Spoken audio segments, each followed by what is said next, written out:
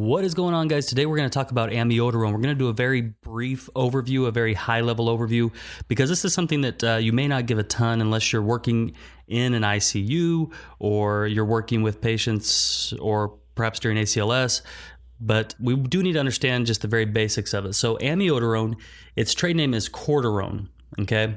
The indication for it is for cardiac arrhythmias, okay? It can be used for atrial and ventricular arrhythmias. A lot of times what you'll see it given for is for a-fib, and then you may also see it given during ACLS for v-fib or v-tach, and can be given as a single dose for v-fib or v-tach.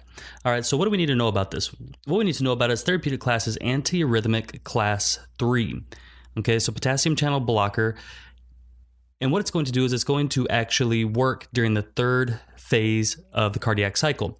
Okay, so by doing this, what it's going to do is it's going to prolong action potential. It's going to prolong phase 3, and it's going to make the heart, by doing this, by prolonging action potential, it's going to actually make the heart more resistant to arrhythmias. Okay, so basically what that means is going to help the heart and prevent the heart from experiencing these arrhythmias by prolonging that action potential. Okay, it also inhibits adrenergic stimulation, slows the rate, decreases peripheral vascular resistance, and causes vasodilation.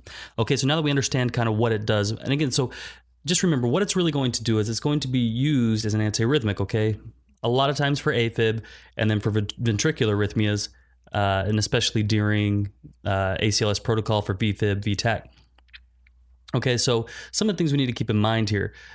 One thing we need to keep in mind is it can increase risk for QT prolongation. Okay, so if we're increasing the action potential, there is a risk that we can lead to QT prolongation.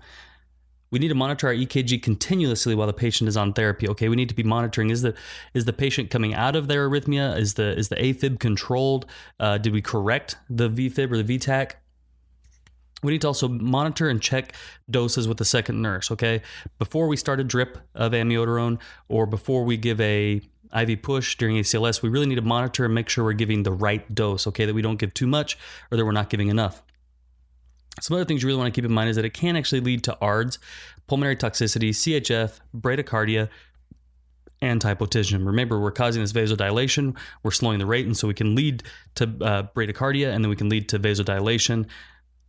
Okay, so if you are sending a patient home and they're taking a dose of amiodarone at home, one thing you need to teach them is you need to teach them to monitor their pulse and report any abnormalities, okay? We need to make sure they understand why they're taking this amiodarone, what the purpose of it is, and then to report anything out of normal with it.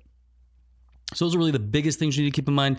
Again, this is a very high-level overview. If you want to learn more about amiodarone, I'd really suggest getting on ACLS protocol, and a very good book that talks about it a lot is ICU book by Dr. Marino. This has been another episode of the Nursing.com MedMaster podcast. My name is John Haas, RN, CCRN alumnus, and I want to give you our free download of the 50 most commonly prescribed medications. To get that free download, just go to nursing.com/50meds. That's 50, nursing.com/50meds. We love you guys. We want you to succeed. That's why we provide clear, concise, and visual supplement for nursing school and the clinical floor. We love you guys. Go out and be your best selves. Happy nursing.